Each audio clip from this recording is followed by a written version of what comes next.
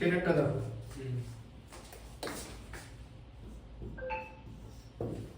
কি বলেছে? বলেছে 2 person could fit new windows in a house in 3 days। মানে দুটো পার্সনের 3 days লাগে, ঠিক আছে? আচ্ছা, তাহলে এখানে লিখতে হবে যে পার্সন ডে, 2 পার্সনের 3 days লাগে। হলো এটা কনসেপ্ট। আচ্ছা, one of the person fell ill before the work started, মানে কাজ শুরু হওয়ার আগে একজন অসুস্থ হয়ে গেল, মানে fell ill।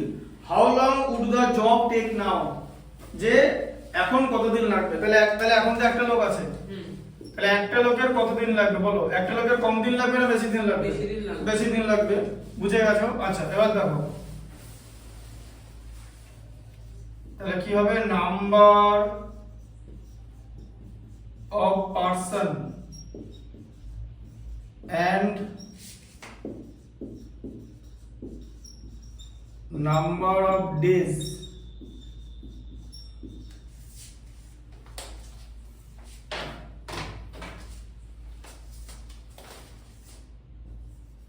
are in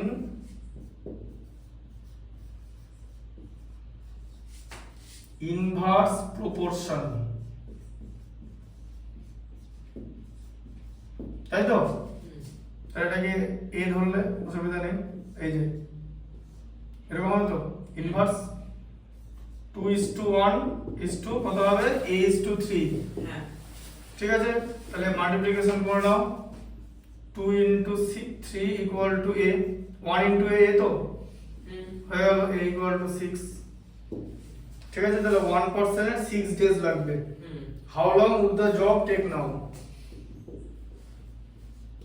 it would take 6 days। হলো? আচ্ছা, এবার বলেছে how many person would be needed to fit the windows in 1 day, বলছে একদিনে কাজ করতে হবে। কত? তাহলে এবার জিনিসটা উল্টো হয়ে গেল, এবার ডেজটা এদিকে আছে, ডেজ আর এদিকে পার্সন। 3 days লাগে দুজনের কাজ করতে, কিন্তু কাজটা একদিনে করতে হবে। তাহলে পার্সন বেশি লাগবে না কম লাগবে বলো? 3 দিনের কাজ একদিনে করতে হবে, বেশি লাগবে। বোঝা গেল?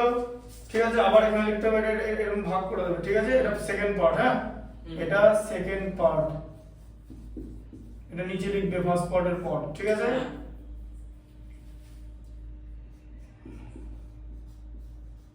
Inverse proportion. দেখো 3:1 b:2, তাই তো? মাল্টিপ্লিকেশন করে দাও, b = 3 × 2 6। সে একই হলো, একদিনে কাজ করতে হলে 6 জন লাগবে। এই যে বল, একই জিনিস ভাই, খুব ইজি জিনিস। তোমাকে ab মেলাতে হবে, ab কত এখানে? এটা 3 × 2 6 তো, আর এখানে 1 আছে, তাহলে তো b কে তো 6 হতেই হবে। এই যে 3 × 2 6 হয়, আবার 1 × 6 6 হয়, তাই তো? তাহলে এখানে b এর ভ্যালু তো 6। বোঝা গেল? হ্যাঁ, তাহলে লিখতে হবে যে how many person would be needed, 6 person would be needed, 6 persons would be needed। বোঝা গেল?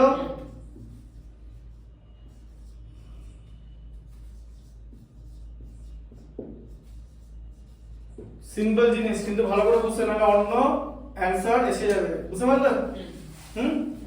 করো না।